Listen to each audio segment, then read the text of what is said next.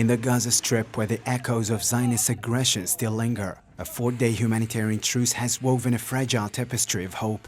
As the sun sets on the war-torn horizon, a poignant journey unfolds. Displaced Palestinians laden with belongings traverse the desolation, a symbolic defiance against yet another migration plan orchestrated by the Zionist government. Honestly, it is a nice feeling for one to be able to go back home after all this time, to see their families and loved ones. Since the ominous inception of the Zionist aggression, these resilient families have known only the harsh embrace of tents and sought refuge in the hollowed halls of Arwa schools. Some, forced by circumstance, turned the very streets of Gaza into an open-air sanctuary.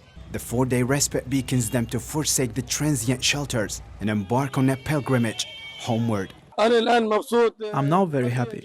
I feel at ease. I'm going back to my home. Our hearts are rested, especially that there is a 4-day official ceasefire, better than returning to life in tents. I'm very tired from sitting here, without food or water. There we can live. We drink tea, make bread using fire and the oven.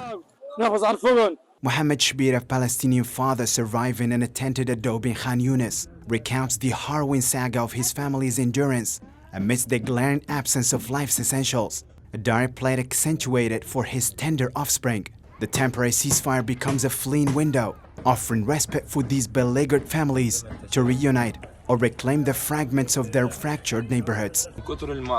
Out of the suffering I encounter, I'm putting some lentils for the boy instead of baby formula. This is the suffering I'm living. The boy is drinking lentils. Where's the world which listens to us? Even as skepticism shrouds the occupiers' commitment to the humanitarian truce and ominous warnings echo against the return of forcibly uprooted Palestinians to the northern reaches of Gaza, Mohammed stands resolute. In the face of doubt, he, like many Gazans, clings tenaciously to the right of return, an unwavering commitment to reclaim what has been lost. I want to go back home. I'm not comfortable here. I never wished one day to live in this atmosphere. I was comfortable back home. I would stay home even if it's destroyed.